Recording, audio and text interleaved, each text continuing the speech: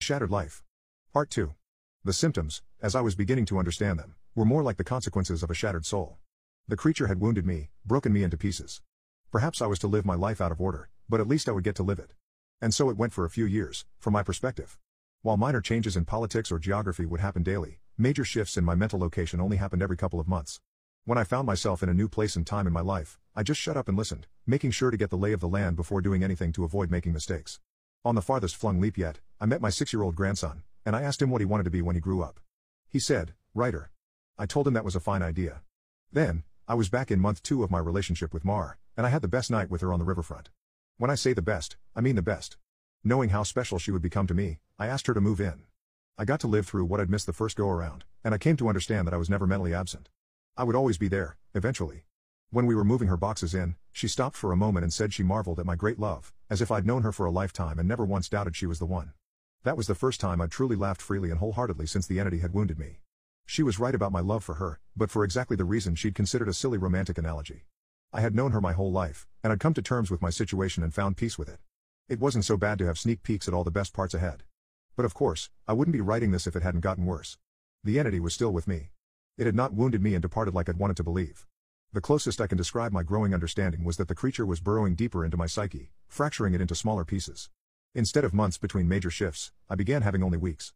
Once I noticed that trend, I feared my ultimate fate would be to jump between times in my life heartbeat by heartbeat, forever confused, forever lost. Only an instant in each time meant I would never be able to speak with anyone else, never be able to hold a conversation, never express or receive love.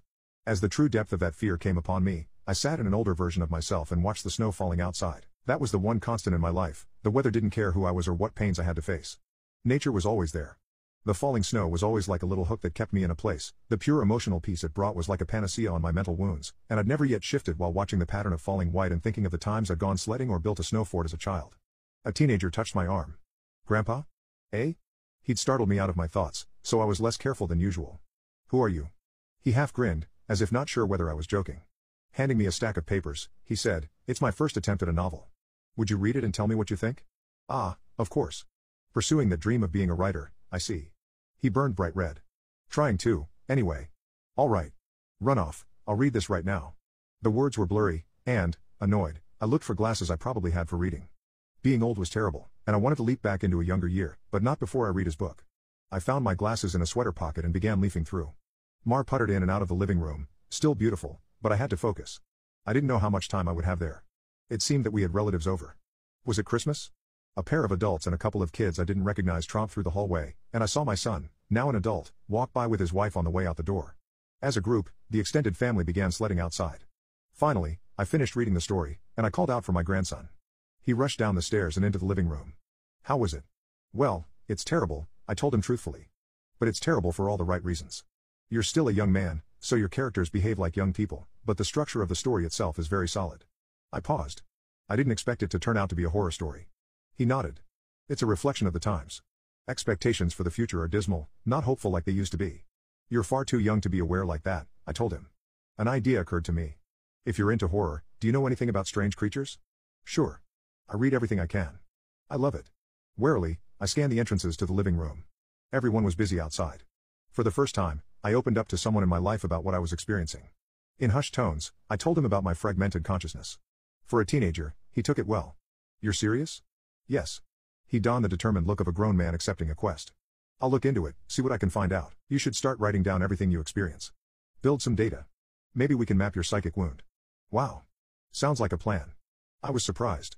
That made sense, and I hadn't expected him to have a serious response. "But how will I get all the notes in one place?"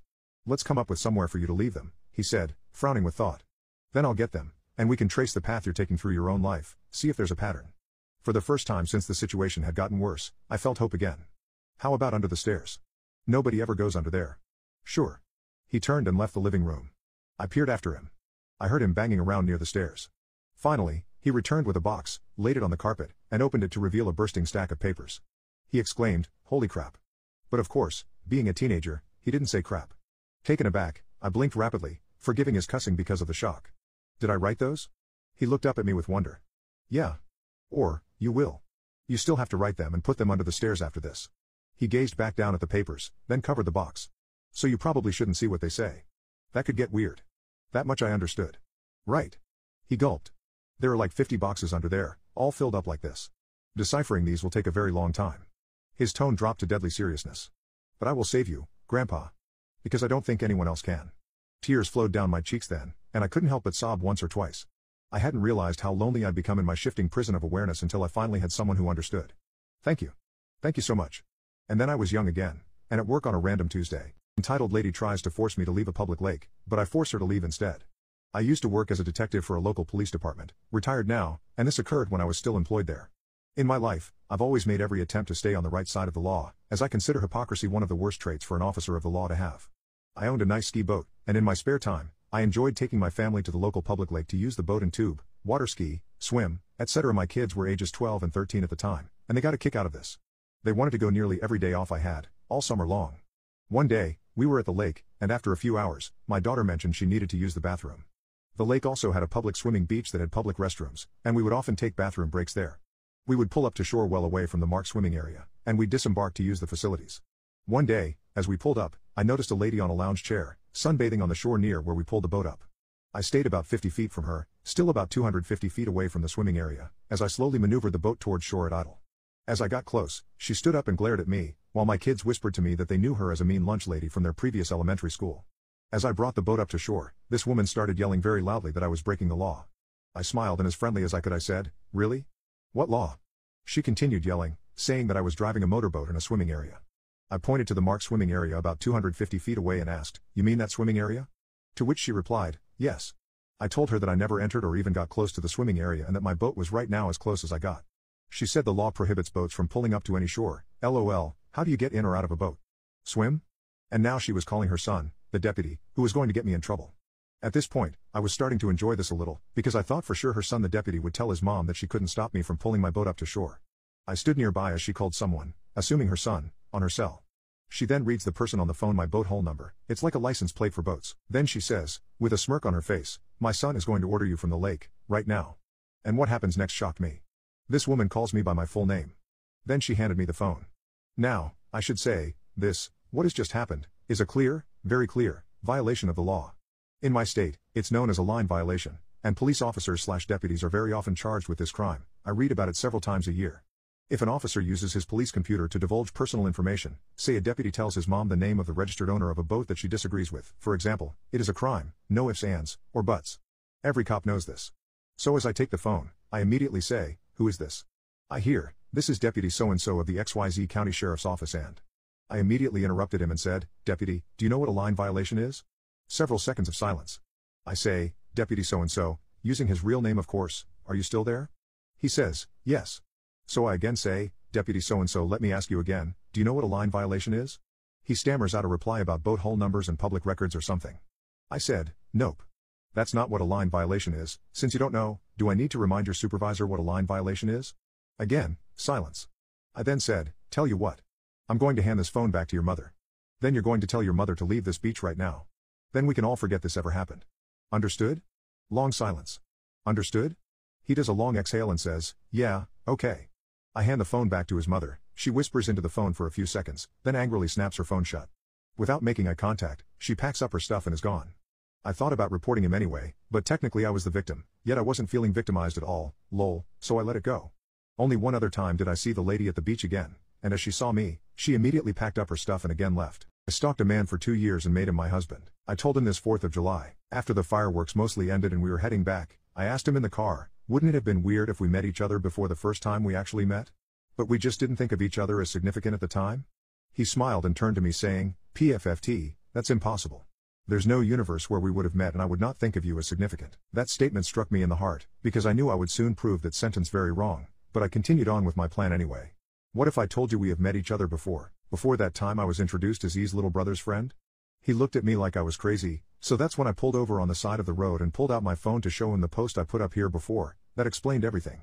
He took about 8 minutes to read the whole thing, and when he finished he put the phone down and stared straight ahead, almost like he was dumbfounded, scared, and confused all at the same time. I started throwing out every excuse and apology I could muster at the moment for about 15 minutes straight when he decided to tell me to stop, and I did. Then he just sat there and sobbed uncontrollably for about 10 minutes before he finally asked me how much of our relationship, and how much of my identity, was fabricated according to his liking, I told him the honest truth. None of my personality or identity was fabricated for him, except for the fact of how we met. The only thing I ever changed about myself to make him like me more was lying about liking Chinese food. I hate Chinese food, but other than that everything else was real. Although my friendship with his younger brother was built upon ill intentions, my friendship between his brother and I are now one of the most genuine friendships I have now. He just cried and told me that he does not want a divorce at all, but he does want us to have some time apart so that he could absorb the truth that I gave him. He also said that he expects me to tell his brother and mom this Friday because they deserve to know the truth just as much as he did. I told him okay, and we drove the rest of the ride home in silence. When we got home he hugged me and cried for about 5 minutes before he got out the car, packed his stuff, and said that he will be staying at a nearby hotel for now.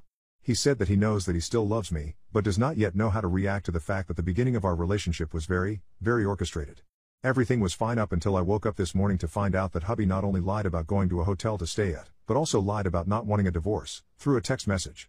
He went to his family's home, not a hotel, told them the entire story himself, probably exaggerated it too to make me seem crazy. His whole family wants nothing to do with me too, claims I'm psycho. He said that he lied about going to a hotel, because he knew if he told the truth I would try to stop him. Honestly I feel so betrayed. I tried to be a good wife by showing him the true me, and this is what he does? I did all this work just for it to end up like this? Honestly, I kind of deserve it. I didn't even tell him in the first place because I felt bad. I told him because I had a suspicion that he was catching on to the fact that I knew him for 2.5 years before he knew me, largely because I found out he was keeping my old phone in his work desk. My old phone that has screenshots of a lot of his old Instagram posts, plans in my notes app about him, etc. So I guess he never truly loved me if he can't even get past an honest confession like this one. I might update this in a few years when I find a new husband. Am I a psycho?